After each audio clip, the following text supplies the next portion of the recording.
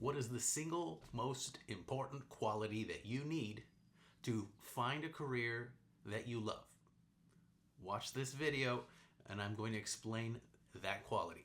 Hey there, it's Adam from Smart Cut Careers, and this is the second video in a series that are inspired by this book, So Good They Can't Ignore You, by Cal Newport. And in this video, I am going to talk about the immense importance and value in creating skill. Another way of saying skills is to use the word mastery. You need to be really good at what you do. This is where Newport got the title of his book, So Good They Can't Ignore You. He tells the story of where that quotation came from. It came from the comedian Steve Martin. You've probably heard of Steve Martin before. Martin relates that in his career, once he was a success, young comedians would come up to him and ask, "What do I need to do to be successful?" And he said that he could sense they wanted some kind of simplistic answer, a formula, that he would give them some kind of a template that they could follow. But instead, what he would tell them is, you need to be so good they can't ignore you. He's talking about this idea of skill. He was telling them that they needed to put in the hard work to develop the abilities, the skill, the mastery of their art so that people would pay attention. I want to outline several reasons why developing a skill or mastery related to the career that you eventually get is so important. And here's the first reason it's so important. When you are doing a job and you do not feel that you are good at it, it's deeply demoralizing. Maybe you've been in a job like this. And even if the job paid you a decent amount of money, even if you had a decent amount of job security, or maybe you even believed in the mission of that job, it's demoralizing, it's deflating, it's de-energizing if you feel on a daily basis, hour after hour, that you aren't actually good at the thing that you're doing. It's not a nice feeling. Now, the opposite of that feeling is when you feel like you are good at something. When you can do something well, it can carry you through a job that maybe is not ideal in other ways. Maybe it lacks a sense of purpose or mission. Maybe you don't have a lot of autonomy or control over what you do in that job. But if you're good at it, it's an amazing feeling. And that has allowed many people to carry through for years, decades even, doing a job that in other ways was less than ideal because they knew they were good at what they were doing. And that was something that gave them an immense sense of satisfaction on a daily basis. Let me give you an example of what this looks like. Maybe you've heard of the documentary Jiro Dreams of Sushi. It was a famous documentary about a restaurant owner-operator named Jiro in Japan. Jiro, when the documentary was made, was 85 years old and he still worked in his sushi restaurant. And the whole point of that documentary is this idea of skill or mastery. There's a famous scene in which Jiro is being recorded working in his restaurant with his son and his grandson. And his grandson's job is to make the rice for the sushi. And Jiro famously said something along the lines of, he's probably going to need to do that for 10 years to get really good at that. Now you might think that's an extreme example, and it is, but it encapsulates this idea of wanting to become world-class at doing something, wanting to do something to the best of one's ability to get as good as one can at that skill.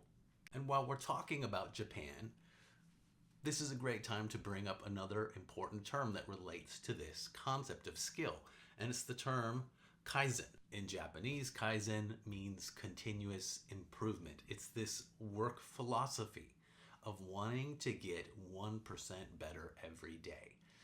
You might be familiar with the fact that this has become a globally popular management philosophy in the workplace, and it was popularized at the Toyota company. Toyota became one of the world leaders for quality and excellence in their workplace because they embraced this idea of Kaizen and popularized it amongst their workers in their factories. If you haven't embraced this idea with regards to the skills that you have or that you know you need to develop, I strongly urge you, begin to embrace this philosophy of Kaizen. It reminds me of a famous quotation from Ernest Hemingway, the novelist. People who are interested in writing, like me, often refer to Hemingway as Papa. That's our nickname for him because he's such a prominent figure in the world of writing. But listen to what he said about writing. He said, "We are all apprentices of an art of which none becomes a master." Now, this is Papa saying this. By all accounts, he was a master of the writing art, but he viewed it with this philosophy of continuous improvement. This is also like a lot of lifelong hobbies that people pursue. If you think of someone who spends their whole life playing something like golf or tennis, people tend to stick with that sport because they always see the possibility that they could get a little bit better. It's this idea of an infinite game. You could get just a little bit better every day. That there's this horizon line that you never quite reach, in which your skill continuously improves. And that's satisfying. It's enjoyable. It's this thing that you can engage with on a daily basis, and it brings you satisfaction. Now, apart from this philosophical stuff, which I might be losing you with this idea of Kaizen and improvement and mastery, let me give you 3 very practical reasons why skill development, skill acquisition is so important. First thing, the jobs that pay a livable wage tend to emphasize practical, demonstrable skills. If you do not have established skills that you can show, it is unlikely that you will land a job in a career that pays a livable wage. That's the first thing.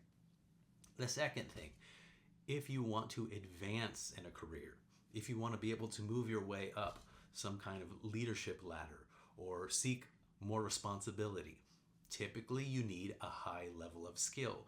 It's extremely uncommon for someone to be promoted or to be given more responsibility if they lack demonstrable skill, if they do not have a high level of mastery in that area.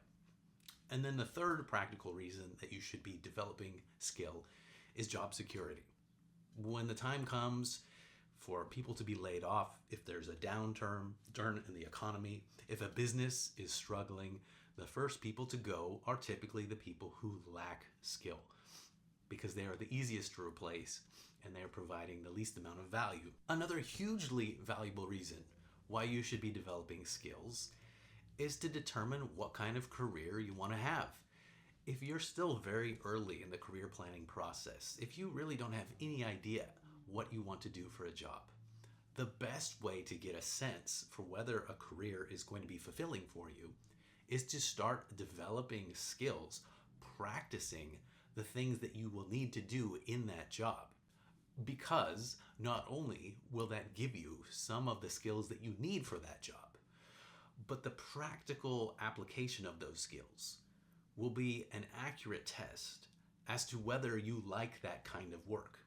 One of the biggest problems with how people approach career planning is that they make it all a process in their head. It's abstract. They read about a job or they imagine themselves in a job, and it's not authentic.